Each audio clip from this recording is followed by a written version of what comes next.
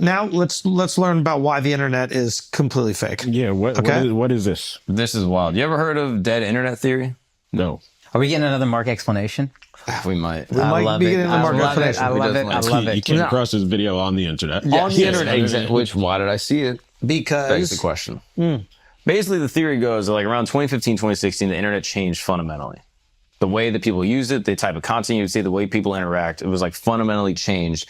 And the theory basically, and the theory is like generally true, it just matters what percentage of it is true, and I'll explain. Basically, the theory is that I love this. all the content and the people and basically your entire infrastructure that you're interacting with on every social media platform and throughout the entire internet is fake. That it's basically AI bots that you're talking to that are interacting with you, and that 90% or 95% of all the content on the internet and all the discourse and conversations on the internet are created by large language model AI robots.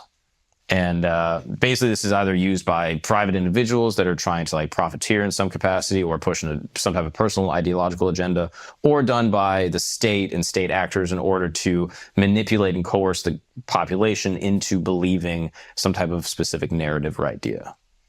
Effectively, you don't need to like ban books or ban ideas. You can just funnel the discourse of what people are having Exactly how you want to. on the internet exactly how you want it to be. I actually think that's awesome if we all start to believe this. Then we'll start putting less stock in the fucking idiots online. Either the guys shitting on India, no pun intended, or the guys saying whatever racist stuff. It's like, oh, I don't even need to take this seriously. This is bots. I don't even need to engage with this mentally. The tricky part is that there's certainly some people that are real. Yeah. So then the question is, how can you discern who is real and who is All a of bot? it, just write off all of it. That's how, it's not the a bad easiest off-ramp for my brain. It's all fake. Yeah. And the ones who are, who cares if it's a negligible amount? It's not a bad philosophy. The thing that brought this up to me that I thought was fascinating is Destiny, the streamer, did a video where basically on stream he was talking about like getting targeted attacks from a bunch of different accounts, calling him names, saying that he's an idiot, da da da. That's my bad. They were, he starts going to the channels and seeing like, who is he was this shocked person? that people don't like him. The arrogance. That's what I'm saying. He was just curious. This must be an internet conspiracy. Ain't that convenient? There are guys out there that don't like an extremely opinionated person who knows nothing about the Israel-Gaza conflict and lets people fuck his girlfriend. I cannot believe this. How could this be? Are you AI? I think you might be AI. I might be You AI. you might be I might be fucking AI. He needs to bring There's back no the cool point where he blue like hair, though. I like the reflected and blue he was hair. like, "Wow, I'm really opinionated on things that are incredibly divisive, and maybe the other side might dislike me." There was no point in that.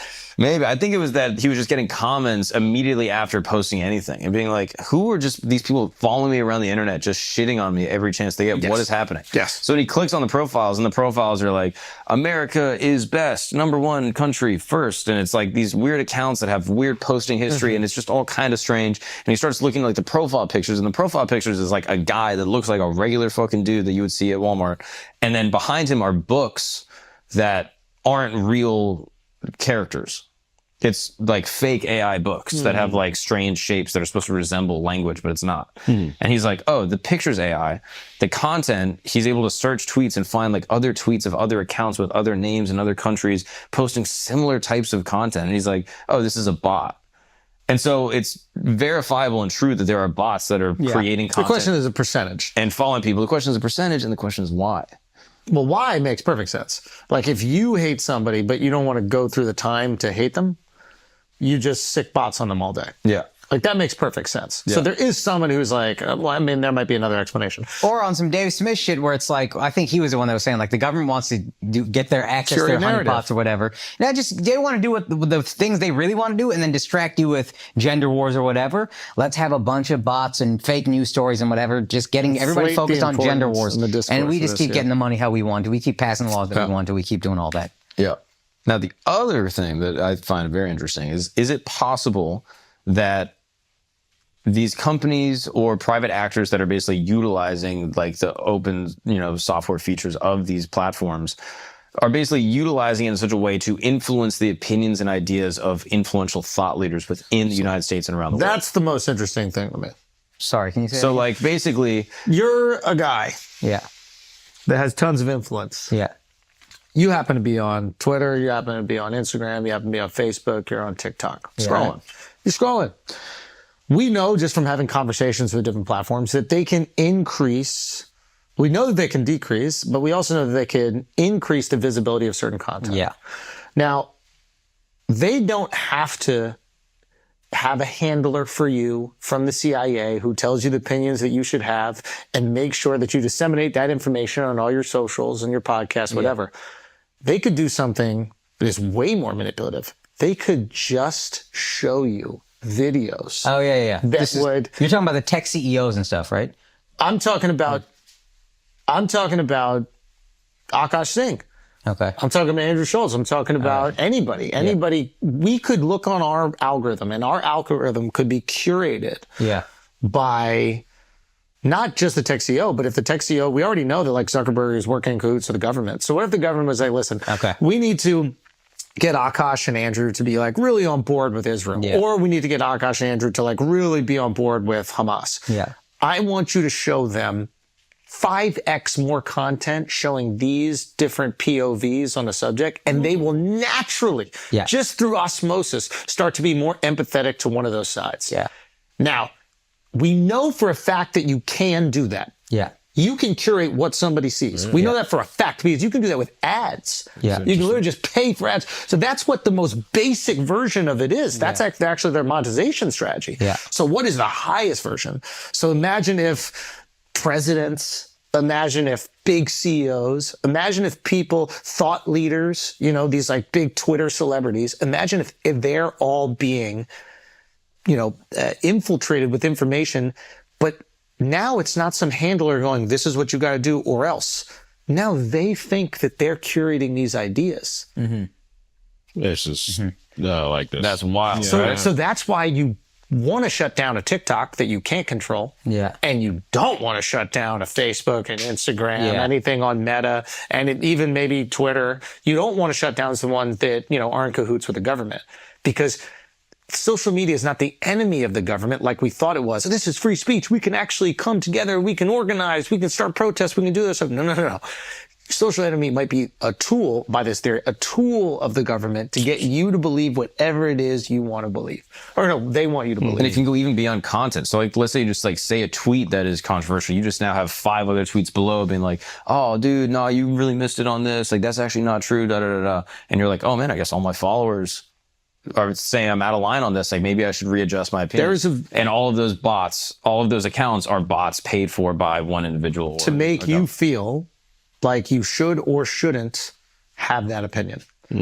Now, there was a video, and I forget what the fuck it was. I was asking Mark what it was. It was either somebody else posted it. I don't know if we reacted to it. I'm not exactly sure what it was. But I looked at the comments of this video, and all the comments were minority women justifying the opinion, the divisive opinion of the person in the video. And it was something like, I'm a Latina, but I agree with this sentiment here. Oh, yeah. Right?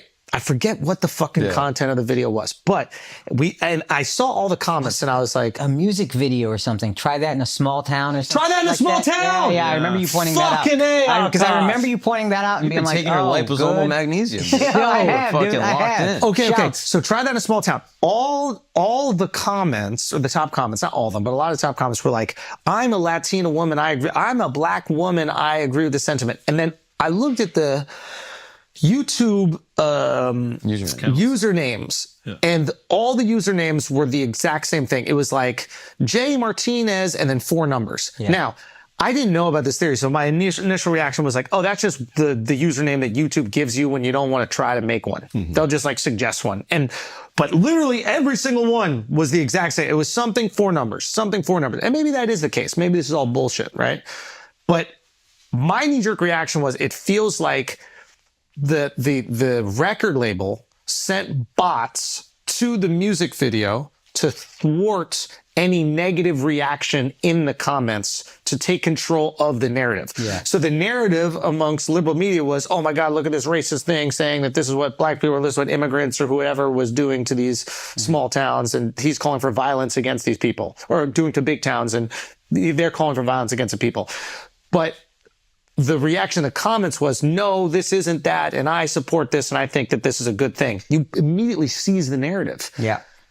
Now, let's say that happened completely organically. Sure. But if you could do it with bots, what a brilliant thing to do. Yeah. Yeah.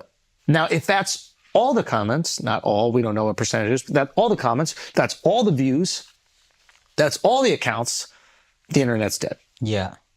Right now, it isn't. Maybe it's a few percent. Who the fuck knows? The question is, where on the scale is it?